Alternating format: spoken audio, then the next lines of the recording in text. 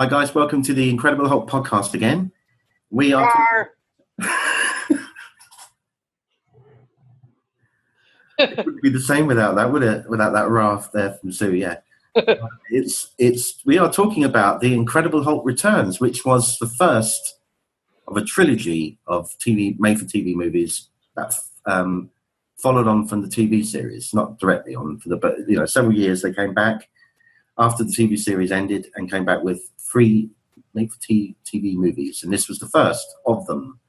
And I'm joined by Sue and Alex. How are you both? All right. Okay, good. That's good. Rar. Yeah, right. It starts, interestingly, like it did with the original series, the same opening titles kind of thing, with the Dr. David Banner and all that, The only difference is that it comes up with different title cards saying The Incredible Hulk Returns in green, I think. But it stars, just to give you a little bit of insight, Lee Purcell as Dr. Maggie Shaw, who is, of course, David's love interest in this, and series regular Charles Napier, who's been in quite a few Hulk oh my gosh, TV series episodes. And as a little side note, he was in everything. Napier was in absolutely everything. Yeah, but he appeared in several TV episodes as well, and he is in this, of course, as a baddie. But another interesting thing was that when Ted Cassidy died, and Ted Cassidy was Lurch in the Addams Family series, the TV series. Sure. Ted Cassidy originally was the voice of the Hulk. He did all the growls and guttural sounds. Oh yeah. And then he died in 1979, and Charles Napier took over being the Hulk voice for the series. The deal was that this movie was so clever. Yeah, it's clever. I mean, and the characters were so likable. Oh my gosh, yeah. I loved all of the characters. I mean, I could have done with a Thor series back then. Okay. And I could have done with I just really enjoyed it. No, I enjoyed it too. But and this movie, because of the buddiness of between the Hulk in green form and Thor, I just thought how much it was sort of like Thor Ragnarok, but again, they did a wonderful job with the special effects. However, the issue was it wasn't supposed to be 2 people. The Hulk is supposed to be 2 people technically or symbolically, but Thor is supposed to be 1 person, and they kind of split it up for the movie. Okay, so that's the other thing, is that we don't know, and again, there's been so many series that they've done this that they found out that it was popular. They brought back the Munsters. They brought back Addams Family. They brought back another show I just forgot. But anyway, even though it's a good movie, it is a good movie. It is a good quote-unquote sequel. They had to work with what they had, and they had a lot of constraints. For instance, the investigative reporter, he had a stroke after this movie and couldn't come back. So they had to, write him out sort of. They did, but they left it open-ended. So as amusing as it is that Thor sort of brushed off the reporter, which, that's a very amusing scene.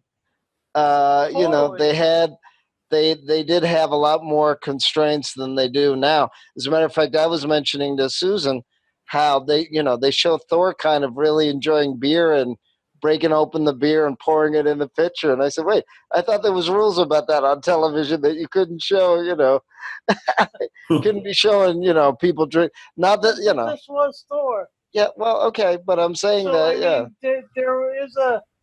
is a cultural thing that they had to bring into it by showing a bar and beer. No, I know, and he actually said that the beer here is watery. Yeah. It was. It says introducing introducing, which obviously means debut acting appearance by Eric Kramer, who plays Thor. And Eric Kramer later on went on to play Little John in Robin Hood Men in Tights. So that's that was his claim to fame. Yeah, he was fun. Yeah. And Steve Levitt, who plays Donald Blake in this, the guy that has the hammer and summons Thor, is actually Gene Wilder's son. Yeah. Oh, that's funny. Yeah. Now, if you look at him, you can see, and I wouldn't have put two and two together, but as soon as someone says that's Gene Wilder's son, you can suddenly see the resemblance. He's got the big eyes, the curly hair. He's very much like his dad. Yeah. So that I thought that was quite cool. Tim Thomerson is in. Yeah, that's right. He's been in everything. And Jay Baker, he was in everything. And like we'd said earlier, Charles Napier had been in everything. Oh yeah. Those guys, those three actors, I saw, peppered throughout all of the 70s. Yeah. Yes, they were always on TV in some way, weren't they? 70s and 80s. But interestingly, brought back a couple of people in this one. Not only do you get, obviously you get that, Bill and Lou and Jack Colvin playing McGee one more time. He only did it one more time in these revivals. But also they bring back a couple of people from the original series working on this as well. Director of photography was Chuck Colwell. He worked on the TV series a lot. And the writer and director of this story was Nicholas Correa, who also was a mainstay of the TV series, and he also was the show's producer for a couple of seasons as well. So, it's nice to see some of the old school back in this, working on it. So, anyway, after the titles happen, we see the classic kind of dream, the nightmare thing that Banner's had previously. Although usually when he has a nightmare of something, he holds out at the end of it. This time around, he doesn't. But he's writhing in his sleep, and he's remembering the scenes from the pilot thing with the lab explosion and the, and all that stuff. And then Maggie calls his name out, and he comes to, and he's still okay. He's checking himself. The next morning, she's out with the dog. And they've got a lovely place by the beach house, haven't they? It's really nice there. Yeah, I think that's one of the prettiest locations. Oh, it was lovely. I think that might have been in Malibu or somewhere like that, maybe. I have no idea. I've never been to that part of. No, because I know they've used like beach areas in Malibu for the series. Whether they did it there again for that, I don't know. I don't know where it is. Yeah, I don't know if they used it for 3 other shows. I was actually trying to look at it because it seemed very familiar to me. So I don't know if they used it. It looks very pretty, though. A Columbo TV movie. And I'm sure that house popped up in one of them. It does look very familiar. Because when like I said, when they brought back most of this stuff, most of these TV shows, they sort of had TV movies. And Columbo did have about, 12 or 13 TV movies when they brought it back in the 80s. Yeah, he did an awful lot of them. Yeah. So. 80s through to the 90s, I think. There was quite a few TV movies. And then they got less and less. So he only did like one couple of years, and then it was one, and then it finished, But so anyway, David, says to Maggie, although he can't reveal what his problem is because she has no idea, but he says, my Mr. Hyde hasn't reared his ugly head for 2 years. So he hasn't hulked out for 2 years at this point. Since he met her and he's been working at this lab, he seems to be able to control things. So that's quite intriguing. And if we compare it to Ragnarok, in Ragnarok, he had been hulked out for 5 years. God. So I mean, it is stuck. He was stuck as the Hulk. He was hulked out for 5 years straight, working on that planet as a champion for the Planet Runner. And in this case, he had been, back at his lab doing his science, and he hadn't hulked out for two years. It was kind of like a neat counterpoint. I'm going to draw a lot of parallels and comparisons between, Thor Ragnarok and this one because, oh my gosh. Well, because Thor's in it for a start, so obviously, yeah. And it's a double act, it's the same double act as that one. So anyway. Huh. Well, you're going to give us an education on that because I've not seen any of those movies, so I have no idea what you're talking about. The Thor Ragnarok thing, I don't know anything about that. But anyway, it's interesting because David says, like if like when you do meditation or something like that, or you focus on not always. Sometimes you have to free yourself from focusing on anything or any thoughts. But he uses her as like a way of controlling his anger by focusing on her, something good. So he thinks of her, and it seems to get him through it. It's like a sort of therapy process or something. But she wants to settle down because she says she lost her husband in the interim. At some point, her husband died. Yeah. And so David and her met obviously in the lab over those 2 years, got close, and blah blah blah blah blah. But she wants to be sure that he's rid of this creature before he settles with her properly. So that's kind of the setup of that. With this new thing called a gamma transponder, this machine that they're building. Back to the gamma rays. Yeah, at the Joshua Lambert Institute. Yeah. Where he's working as a research scientist. Apparently it was his ideas, his input mostly that got this thing made. But he doesn't want to take any of the credit, as usual. He wants to be in the shadows, doesn't want any publicity. Is that from the comic books, Joshua Lambert? Is it? I don't know. Okay. It might be. I really don't know. So, but anyway, he says like he says to the guy, it's a team effort. Blah blah blah. Don't let me. I don't want to talk to the press or things like that. I'm incognito. Leave me alone. Yeah. But later on, David is in the lab on his own after all the people have cleared away and seen the transponder and all applauding and and he's talking on this sort of dictaphone thing and he's explaining that he's made some adjustments to this thing, and the hope is that he can reverse the gamma in him with this machine, so hopefully he will free himself of the Hulk. And he said, obviously this is the nearest thing he's ever got to a cure. He's been close before, but he feels like this is his last chance. And this guy, Gene Wilder's son, has been watching him from the shadows, kind of thing, and sneaks his way into the building. Up, going. He's quite clever. He gets up the wall, and David is sitting at this machine, and the countdown starts, the clock, and he's going to bombard himself with this stuff. And just at the 11th hour, like 2 seconds left or something, the power goes down. And he looks over and it's Donald Blake, this guy. And he says, I just wanted to be sure before you zapped that thing, that I think I know who you might be. Turns out that he knows Banner. He knows the real identity of David Banner because he was a student or something at one of Banner's lectures, back in the day. And then he tells the story of going to Lapland, to the mountains, yeah. Well, the very high mountains of Norway or Sweden, and way up above the Arctic Circle, and discovering this mummy. Yeah, in a big tomb. Yeah, he's in a cave in a big tomb thing. Yeah, that's right. And his curiosity gets the better of him, of course. So he actually manages to prise open this tomb, and there's this huge skeleton there, and a big hammer beside it. This bloody great hammer thing. And he grabs the hammer, and suddenly all this sort of like electrical static goes around it, and the whole place lights up and explodes everywhere.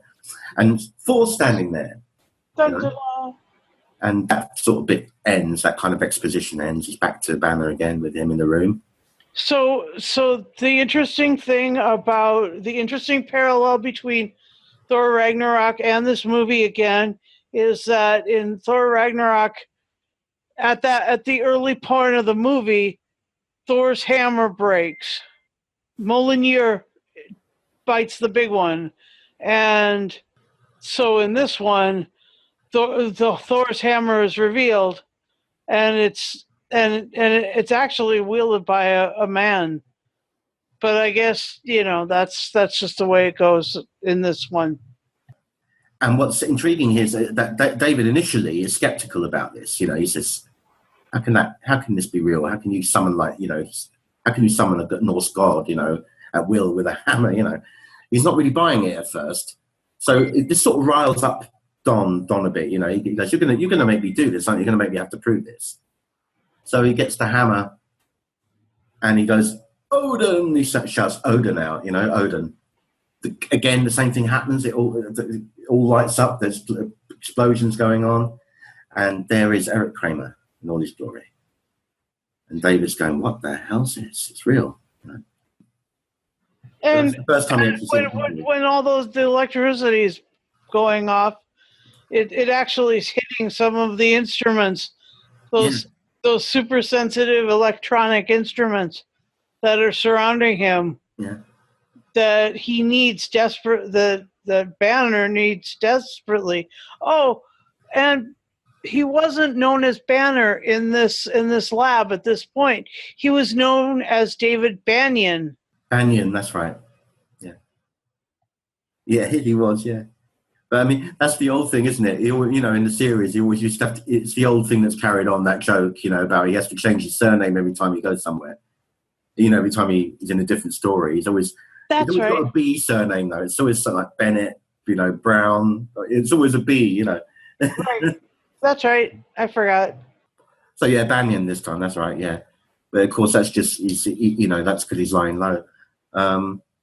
But, unfortunately, this doesn't go very well, this bit, does it? This first meeting, because Thor has just arrived, and he wants something to drink. And he starts sort of pushing himself around. And not only does the electricity crack the sensitive electronic equipment, but Thor does too, and that pisses David off. And he says, "Don't make me." He actually says, "But he didn't say the whole line, but he does say." Yeah, he does. He does say, "Don't make me angry." Make me angry. You wouldn't like. And then it's Thor and what's the guy's name? What's his handler's name? Anyway, Donald Blake. Yeah.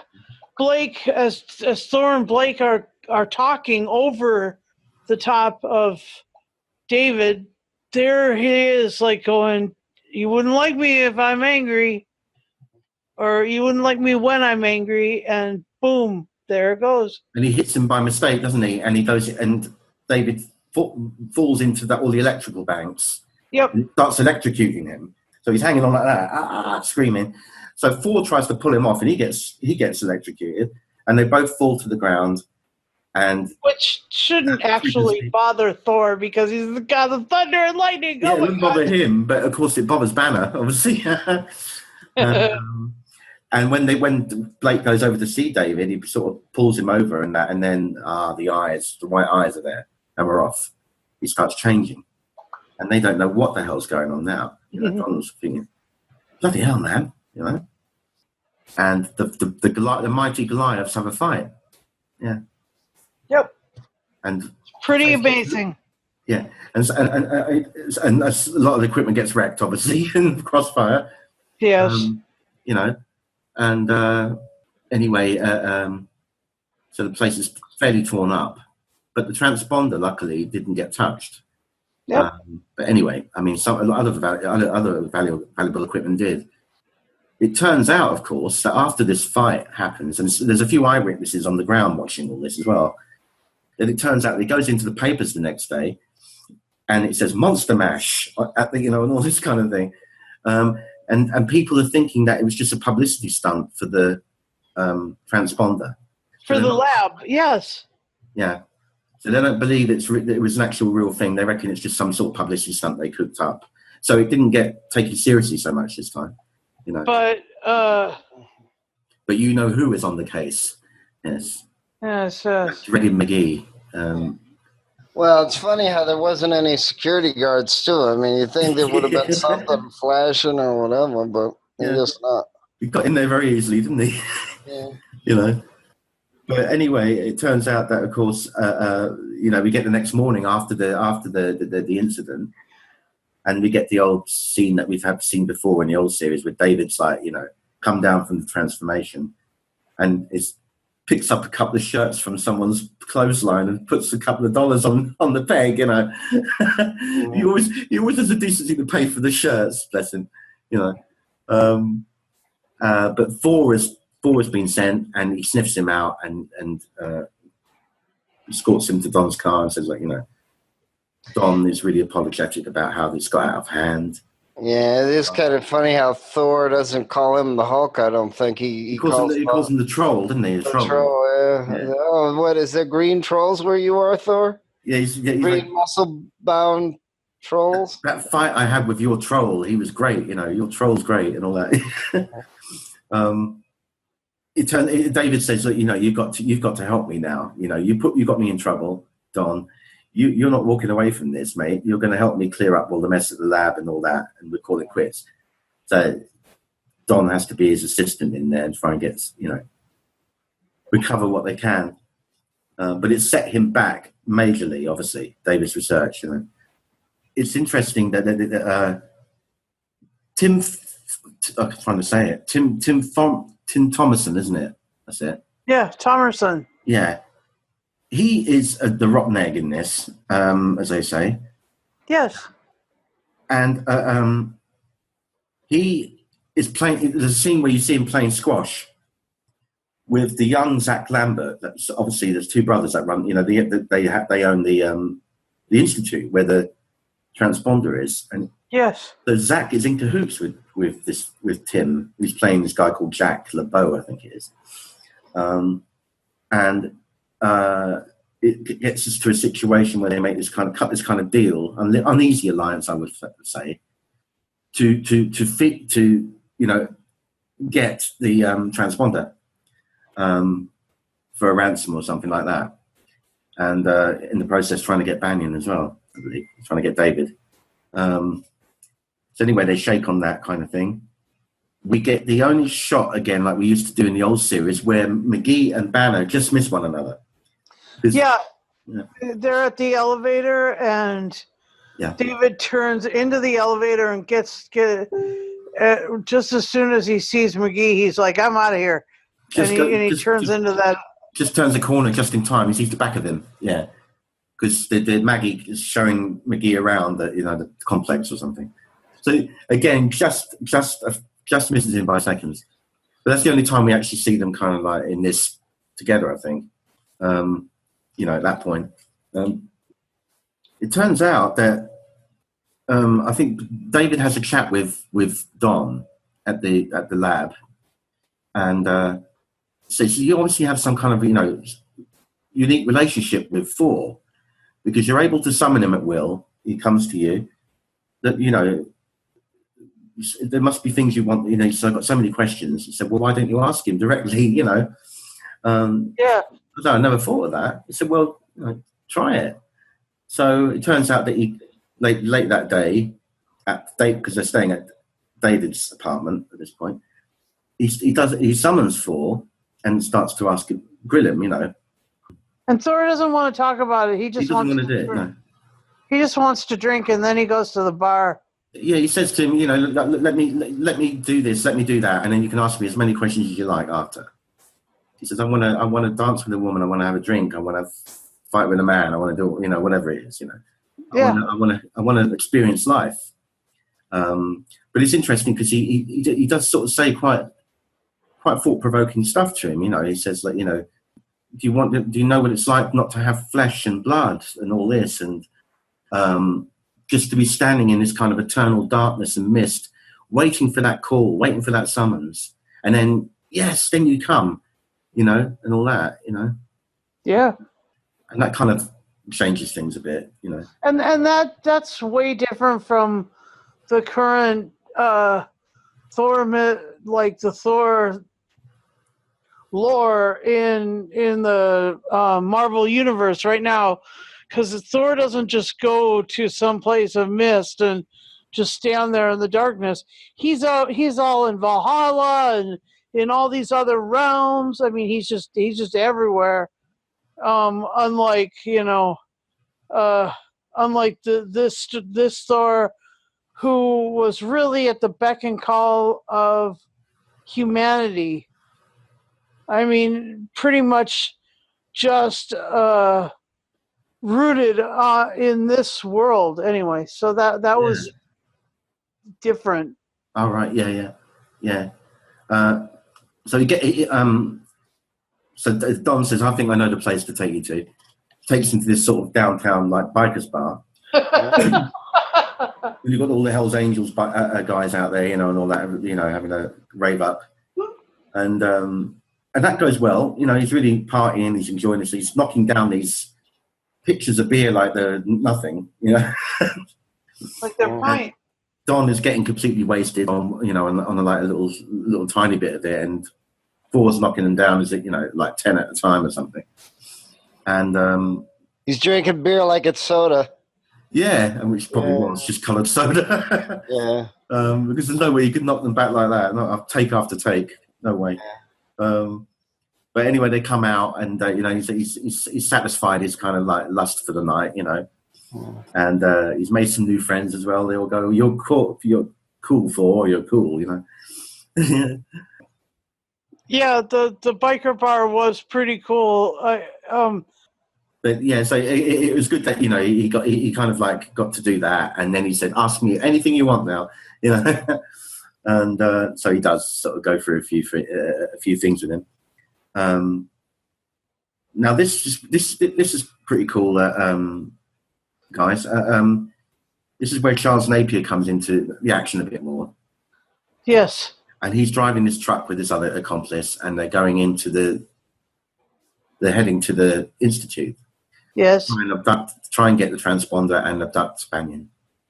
And Banner, as usual, he's there. He's been working late on the equipment, trying to repair the damage that had happened. And as always, he's got an incredibly psychic mind. He always seems to look out and see the trouble brewing. So he happens to be looking out the blind of where he is, and he sees the truck down below at where the security guard gate is. And he just senses something's not right, and it turns out, of course, that it isn't right. They've knocked out the guard behind the truck, and another guy's taken over, and then they drive, and he calls the security, and no one's answering. So he's worried. He goes running down there. Worried, yeah. And his mate's there, and he says, "Look, I know there's no one there. Something's not right." He says, "I know." So they're going running to the reception desk.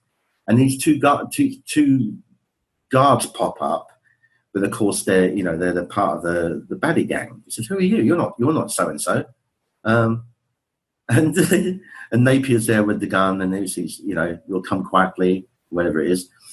And yeah, he got around in back of him. Yeah, that's it. Yeah. And David's mate starts sort of shouting at them and all that, and David's saying, "Leave it, you're making things worse." But of course, the fight breaks out. They got David around there. They throw him, over the desk, and he's underneath, and they're kicking him and everything like that. And he's off. And there he goes again. That's the big fella again, yeah. And this is Hulk out number 2. It's number 2, yeah. There's 2 more to go after this, yeah. Yeah. And as the Hulk, he dealt with the situation. He fought him off. And but he couldn't. They still got away, didn't they? They still got away. They got back into the truck. Yeah. And they didn't get the equipment, but they did, escape with an inch of their lives. Oh yeah. By the skin of their teeth, as it were. And skin of their teeth, yeah. Yeah, he was pretty much, and then he went. He kind of had to go back to his home after this. Yeah. And he's out on the beach, and his golden retriever comes up to him and recognizes him. No problem. Just says, kind of whimpers a little bit, and then says, "It's just like hi." Wags the tail. The dog's really calm, yeah. And grins, and I love that. And again, of course, Maggie doesn't see the transition. She comes after he's back at Banner. That's Banner. You know. Just barely. Oh my gosh, it was. Just, yeah. And the other thing that was neat about the Hulk, when it was still the Hulk and the Golden Retriever, was the Hulk reached out his hand and was just like, he was so gentle with the dog. He always is. I just love the Hulk. But so anyway, he comes back to normal, blah, and that's kind of like that bit. But there's a Hulk out very, very quickly after this. Next scene, more or less. There's another one, so it's very quick succession.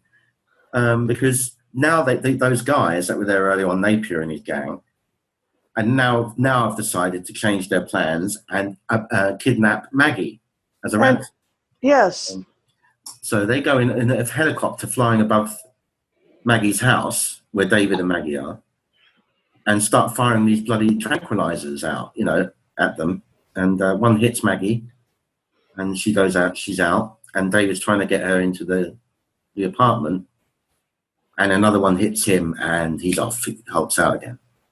You can't tranquilize David Banner. It just makes him mad. Yeah, he can't do it.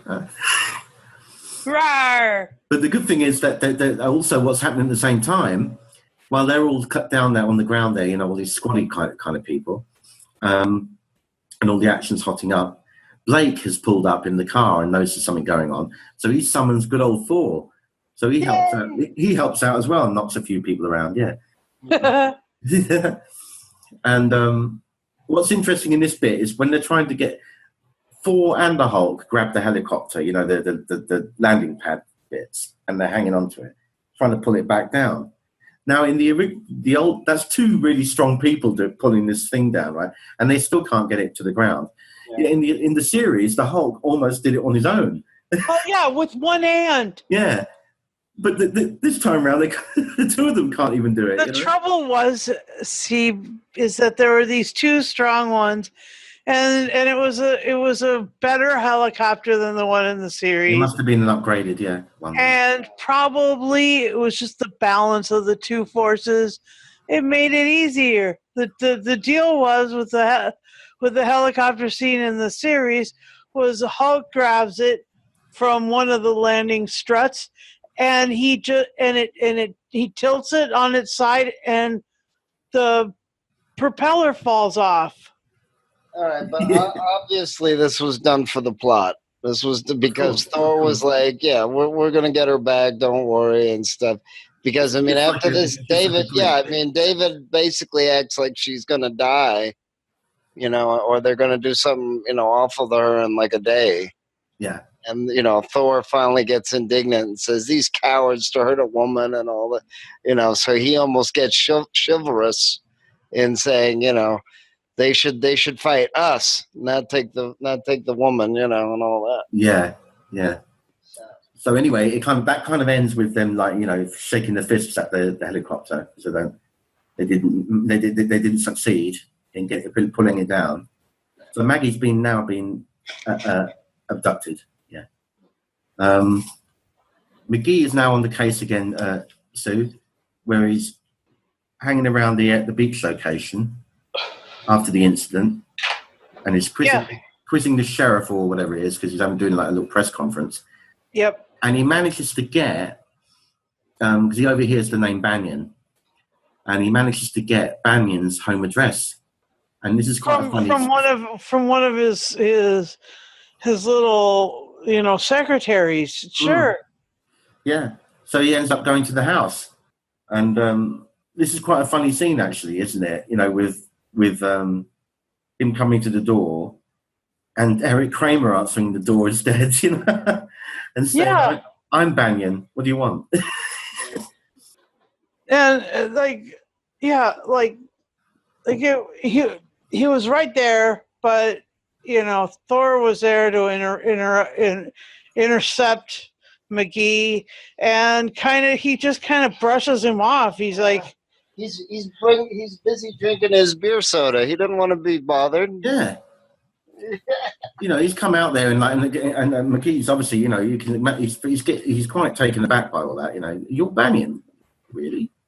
It's that kind of description I would have, you know, matched. And not the one that he knew from so long ago, right? No, definitely not. No, he was you know, a lot bigger and everything. Yeah. He says, "It's nice to see you. Have a nice day." And gets backs away slowly. Gets and Thor comes in quite proud of himself, thinking, you know, I didn't use any of my brawn there. You know, I thought I'd handled this quite well. You know. Yeah. You know, not a blow struck, he says. So anyway, now they realise the extent of the situation. Now that Maggie's been abducted, they still want to get the track. You know, and he's got to meet at this place, David, and blah, blah, and somehow delivered the transponder to them, and also try and get Maggie out safely as well. And Thor says, you know, I may have done it subtly this time, but not the next time. I'm not, you know. So anyway, they it's like what is it, like a warehouse place they're at or something like that, where they've got her, I think. Yeah. Anyway, they got her tied up there and that, and David and Blake arrive and they see where she is, I think, and they're trying to work out how we get in there and get her out, and so they summon Thor. He comes back. And he's kind of he's itching to have a fight, you know. And it turns out that the older brother, because that's the thing we forgot to mention quite in the plot, was that Zach, the younger brother, who was in cahoots with Jack, the baddie, Tim Thomerson, they knew he wasn't really, like, you know, cut out for this kind of like double crossing stuff, so they were going to try and kill him, and he ends up in hospital, and Banner gets wind of it and goes to visit him, and Zach sort of gives a confession, doesn't he? Yeah. And that's what leads up to them finding out where she is, because he said, you know, do you know where she's being held? And that kind of leads to that. Yeah, that's right. I just remembered that important plot bit there, just in time. So anyway, they go there, and you know, but unfortunately. Or fortunately, it turns out, Zach's older brother pulls up as well. He turns up and he's frantic. He's kind of like, you know, a bit deranged in a way. And David's pleading with him, don't get involved, you know. You can't just barge in there, they'll kill you, whatever it is, you know. And a scuffle happens, and old Zach whiplashes him, I think, with a gun. And it causes David to rip out his shirt once more. Yeah. Yay! Rawr! Here so comes his final Hulk out of this film. The fourth Hulk out, but like even it's usually there was 2 Hulk outs per episode, and you know this movie had 4 of them. It was super cool. Oh yes, yeah, you got double the amount for your money, yeah. And a good little fight breaks out here, you know, with amongst the baddies and the goodies and stuff like that, and you know, cars get flipped over and metal bars are being used to knock them out and all sorts of stuff. And Thor, no, the Hulk wraps the steel beam around that guy. Oh, around Tim Thomerson, that's right, yeah. And yeah, that's right. Yeah, he bends the bar around him. Yeah. Yeah. And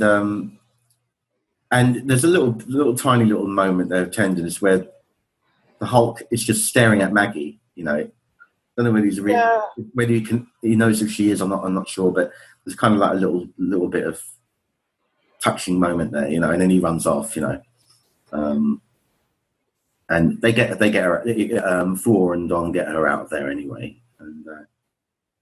That's kind of the end of that excitement bit, yeah. And as they're getting her into the car, yeah, she sees Banner transform. Oh no! Oh no! No, she never sees him change.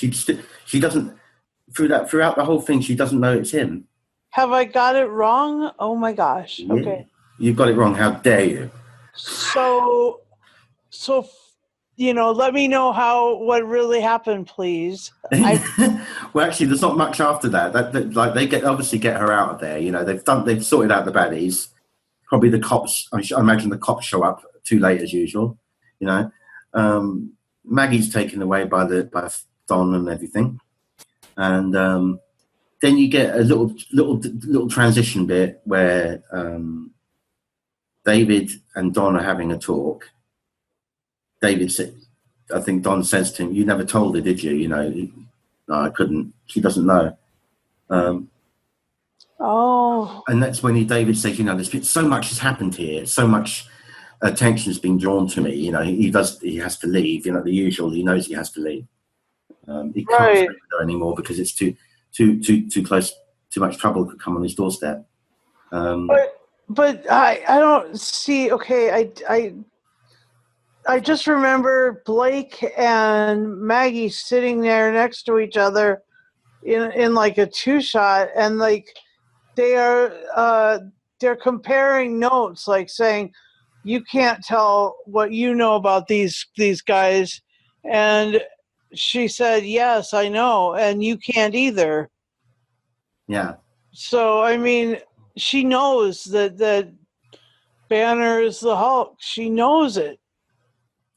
It didn't seem clear in the narrative, though, that she did. In as much as, Blake knows that he can summon Thor. Yeah. They have to keep each other's secrets. Yeah, they have to. Yeah. Yeah. So she obviously saw him. Here I am. I don't exactly remember when, but I think it was as she's getting in the car. She sees him. All right, but I may be wrong.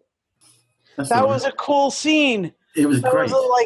That was like two companions of superheroes, like staring each other down, going, you know stuff about this guy, and I know stuff about this guy, and you know stuff about this other guy, and I know stuff about this other guy. Neither of us can ever tell what we know, and we have to hold each other's secrets too. So. Yeah, that's an interesting thing. Yeah, that they're in that spot. Yeah, not just one person. It's two secrets going on. Right, and like Thor Ragnarok, the romance ends in Thor being alone, in the Hulk being alone. The Hulk was interested in one of the other fighters, and the Asgardian that had him tied up in his prison as a gladiator, basically in Thor Ragnarok, and so the Hulk had a romantic interest in that one, and Banner had the romantic interest in this one, and Thor got all in the middle of both instances, and it all just went sort of haywire. So I mean, it's just funny because that's another parallel between the two movies, the 88 movie and the 17 movie. Gosh, pretty cool. There's parallels, yeah. So do you think the writers of that were paying attention to these older films when they wrote Ragnarok and that? Yeah, I mean, yeah. Are they fans of the original ones and stuff? Well, and I think that Stan Lee was like, this is really what's happening here.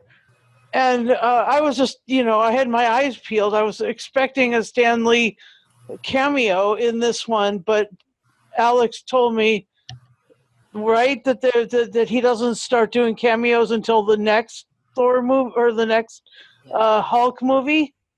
Well, yeah, he was the Jerry Foreman in the Trial of the Incredible Hulk. So that's right. He actually was doing it in the 90s, supposedly.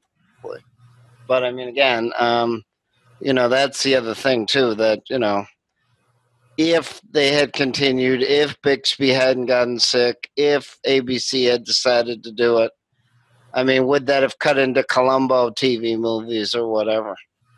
Because that's the thing. I mean, you're not supposed to have unlimited money, and they couldn't charge $1 million they didn't start doing $1 million an episode until Battlestar Galactica, the 70s one, and Next Generation, the 80s, the first 80s version. Yeah, yeah. So I don't know if that would have, especially if they were trying to use a fourth movie to have Iron Man.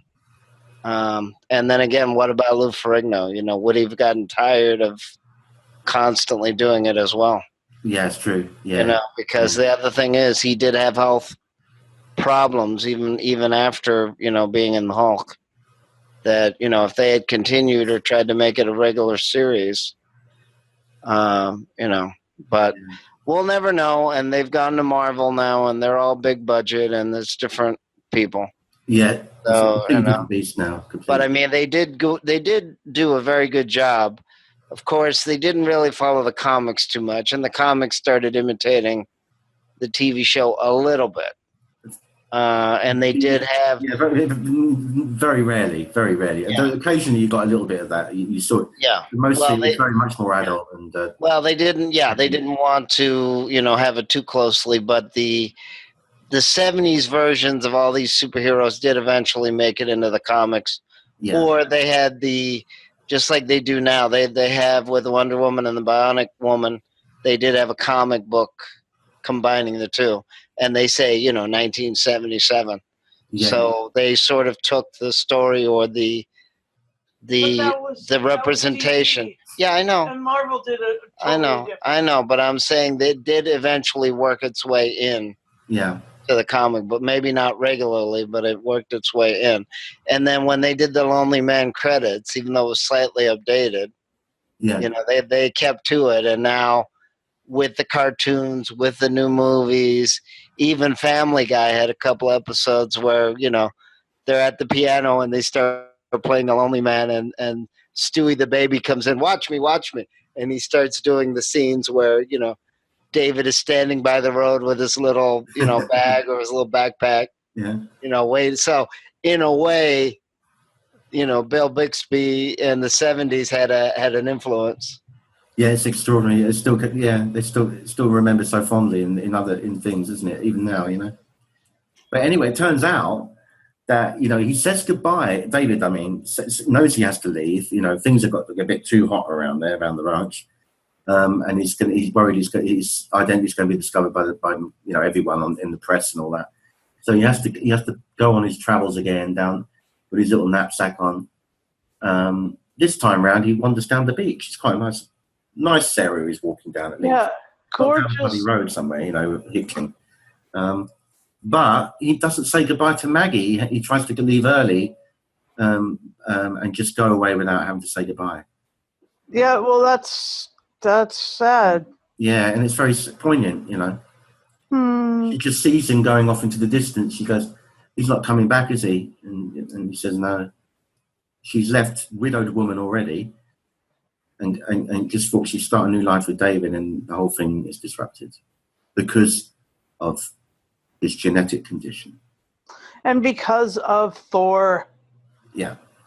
Like Thor really is like a blocker he's a Hulk blocker. Well, of course. He's a Hulk blocker. Yeah, if he was really happy, then he wouldn't have a reason to Hulk out. So. Yeah, that's right. Yeah, it could have all been all right had he not came in there and just caused a load of trouble at the beginning. Yeah, that's right. Wow.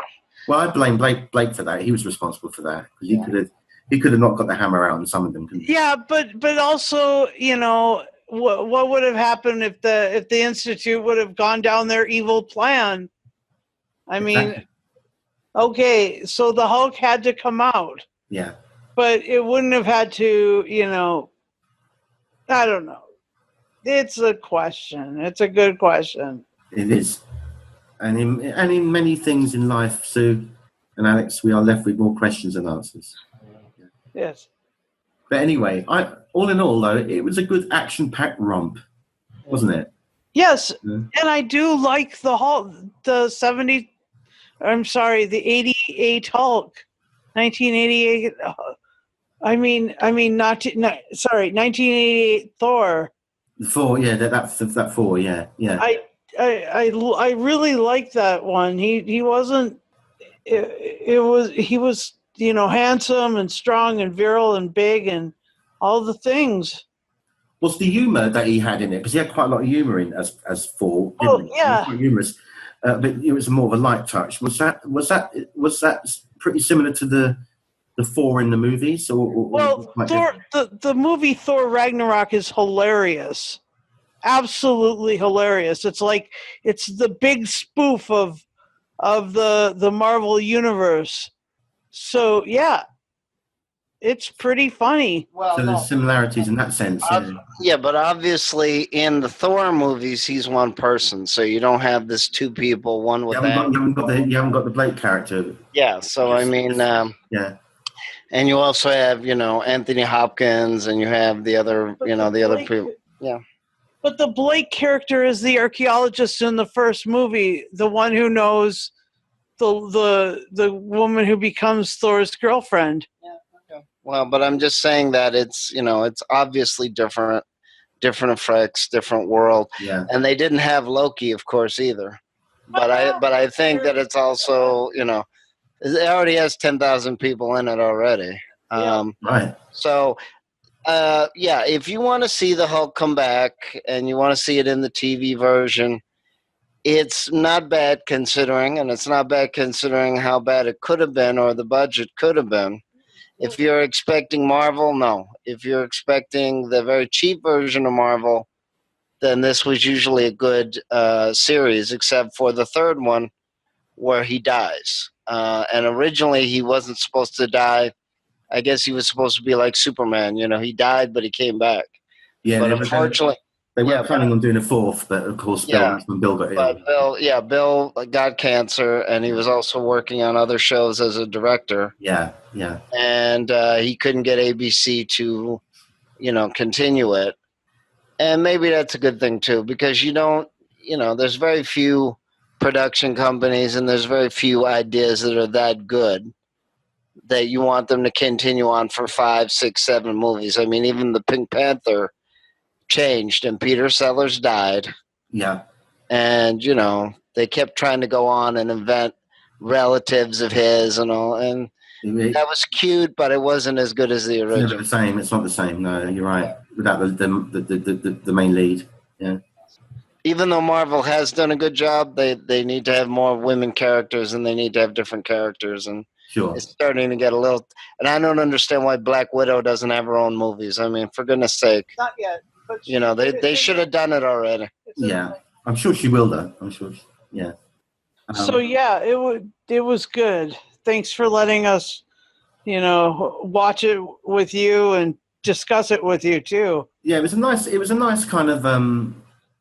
It was basically... And interestingly, it was more comic book, I thought. Do you know what I mean? It seemed to derive more from the comic book origins, this film, in my opinion, than the TV series. It wasn't as gritty and adult as the TV series. It's more or less just an all-out action adventure type thing, Yeah. Yep. And that, my friends, is it, really, I think. I think we can pretty much wrap this one up. Thanks again, Sue and Alex, for joining me. It's been a pleasure. Rawr. And we'll be back with more Incredible Hulk podcasts very soon. So until then, don't Hulk out. Rawr.